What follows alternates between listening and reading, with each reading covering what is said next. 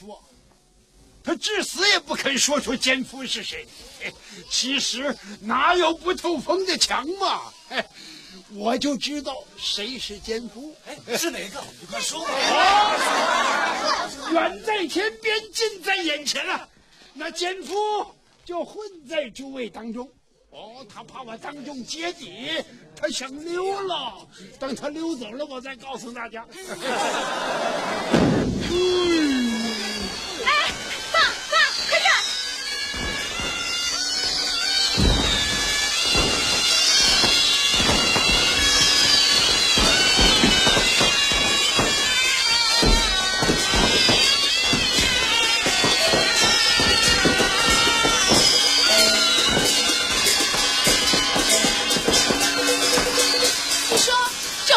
是男人扮的，你永远不是金镶玉，这是川剧名角梁素兰，是蓝旦，人称活观音，红得发紫啊，灵验得很。听说女人摸了他脚下的莲台，准是胖小子。真的？那我可要去摸一摸了。等等。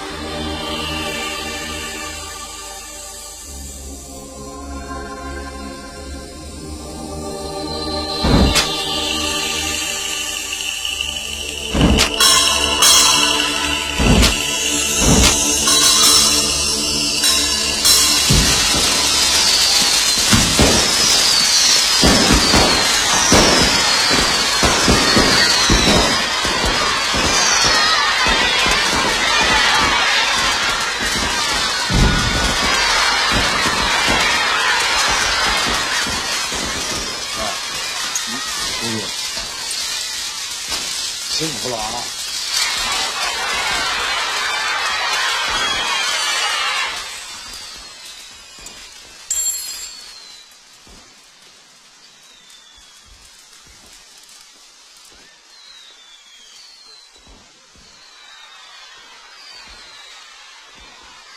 活观音，梁老板。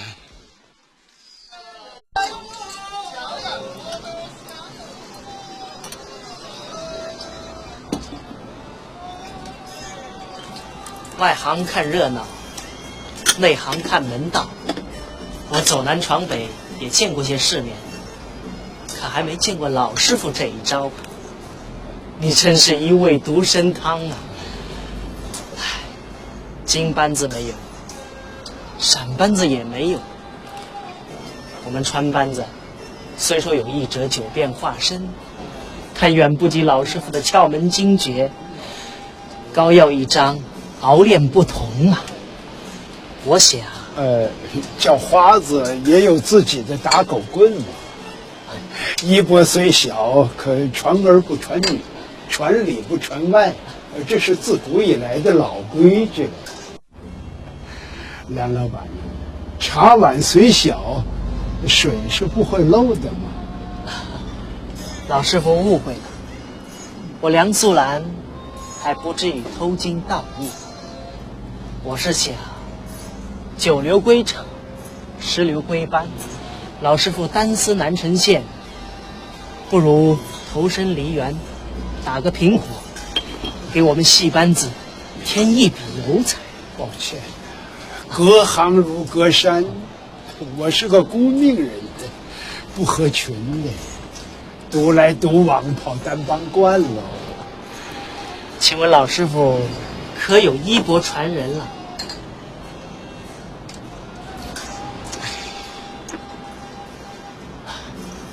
说句冒昧的话，万一你要是断了香烟，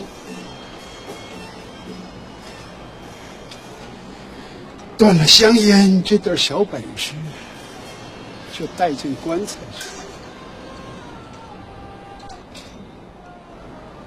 罪过，罪过，我让老师傅伤心了。好，老师傅，人各有志，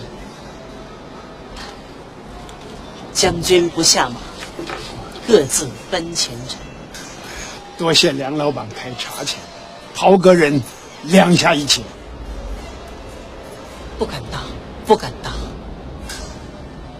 这世道重男轻女，老师傅也是传男不传女的。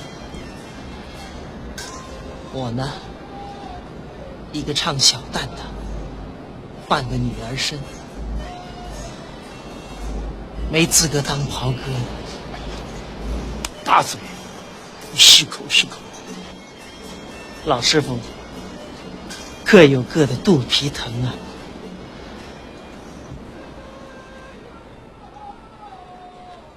老师傅，你也该接续个香火，别让绝活失传了。